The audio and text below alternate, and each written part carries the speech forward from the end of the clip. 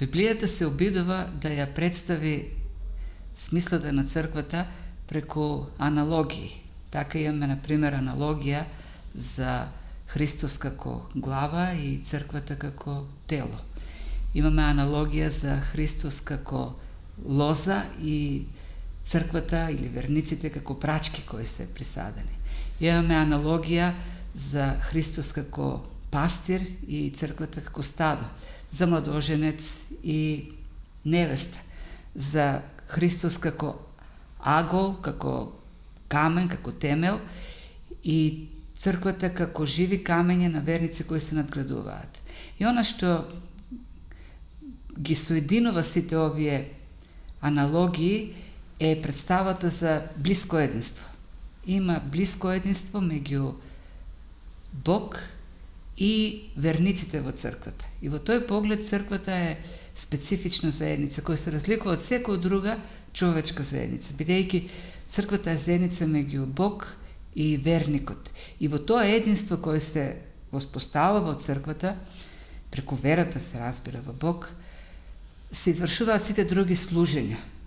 Во тоа единство што го имаме со Исус и со Светата Троица, црквата гради единство како семејство, живее како духовно семејство, го прославува Бог, се грижи за спасението на луѓето во светот и ги извршува сите останати служења. Црквата за мене представува,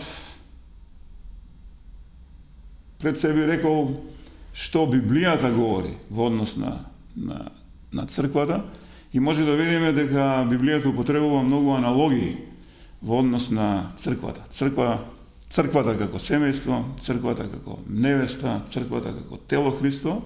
Меѓутоа, јас секој пат кога ќе ме прашат што за мене лично представува црквата, имам еден и единствен контекст и секој пат ја разберам црквата како место каде што се собираат верните луѓе или верните луѓе собрани на едно определено место. Прво, Христос ја створи црквата, од неговите рани, од неговата крв. И негова е црквата. Он рече, јас ќе ја створам црквата.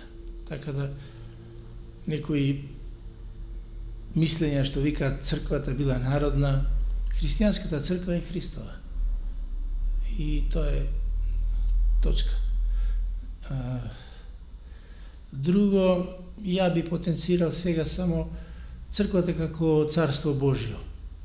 Царство Божјо во латентна форма, во форма на припрема, зашто дел од црквата е на земјата, дел од црквата е на небото. Теолозите викаат, таа е црквата која победила, а ова која се бори. Па пред 10 години кога почнавме со работа како црква Добра вест, си поставивме за задача како цел во црквата да обезбедиме задлабочено изучување на Словото и така да им понудиме здрава духовна храна на верниците како основен предуслов за духовен растеж. И низ годините таквата посветеност ја роди идејата да се посветиме на издавање на коментари на библиски книги и веќе во моментот имаме издадено 6 книги во кои се уфатени коментари на 8 книги, во подготовка е 7-та книга или разработката на 9-та библиска книга и мислиме дека тоа е област во служењето во Македонија која не е доволно покриена и нашата цел е да продолжиме во таа насока и да ја развиваме таа служба. Исто така издадовме книга со проповеди на доктор Владимир Карамазов, во кои се опфатени проповеди кои се напишани пред 70 на години и се вистинско богатство. И мислам дека во таа насока можеме да представиме на христијанското општество во Македонија, па и пошироко, да видиме како нашите претходници во верата проповедале и да се надградуваме на постигањата што тие ги извршиле во минатото. Овие 10 години кои црква Добра вест ги помина од своите почетоци, па се до денеска, потајно кај мене поттикнува голема радост. Ако се осврнеме од таму од каде што почнавме и како што почнавме, и денес, како го одбележуваме 10 години, можам да кажам дека благодарение на Господ Исус Христос, благодарение на Духот кој што го има во црква Добра вест, така и отпочнав, потикнува кај мене едни убави и радосни, не само спомени, меѓутоа дека се движиме во една нагорна линија. Може би полека, но со сигурност се движиме во една нагорна линија. Уште тогаш приметив дека се негува добра библиска проповед и тоа ме привлече во црквата Добра вест.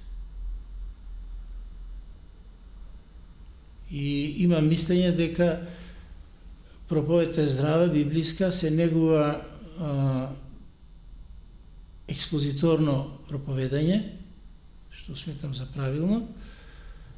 Потоа има добра взаимна љубов и почитување меѓу верниците, се практикува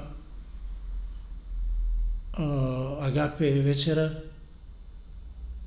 молитвата се цени и практикува. Мислам дека е добра црква. Имаме добра визија, би рекол, начело со нашиот пастор Мите Гошев и со луѓето, како што реков, кои што се трудиме и правиме нештата да се случуваат. И јас верувам, така е, би рекол, и мотото на оваа покана, дека со умот, со плановите сме во наредните 10 години. И ако во овие 10 години предмалку кажав дека одиме во некоја нагорна линија, очекувам за наредните 10 години повторно да се видиме на едно многу поубаво, би рекол, место. Тоа е многу тешко да се каже. Ја, бидејќи сум долго верник, познавам цркви кои се на здрава основа, библиски цркви, а немаат многу членови. Обично кога се мисли за перспективи, се мисли на членство да се зголеми. Меѓутоа, тоа може да се случи, но и не мора да се случи. А сепак црквата да биде во Божите очи ценета. Предизвиците, повторно ќе кажам од мој аспект, предизвиците се многу со кои што се соочува црквата во Македонија. И ако повторно се навратам на моето разбирање што е црквата, тогаш имаме сериозен, би рекол, проблем. Бидејќи не сите конфесии во Република Македонија и во Скопје ја разбираат црквата на еден ист начин. Во таков еден контекст, тогаш би рекол дека протестантската црква, евангелската црква сеопшто е обесправена во Република Македонија. Јас им благодарам сите што дојдоа и на тој начин не почестија да се радуваме заедно на она што Бог го направил во нашата црква изминатите години. Им посакувам благослов и да се чувствуват пријатно. Поздравот е еден и единствен. Радост е преголема што сите овие луѓе не почестиле и се дел од оваа наша прослава и им посакувам да се чувствуваат убаво, да имат една благословена. Сите ние да имаме вечерва една благословена вечер во заедништво со Духот Господов. Да се чувствуваат пријатно, ние се радуваме што дошле и да не поканат и нас во нивните јубилеи.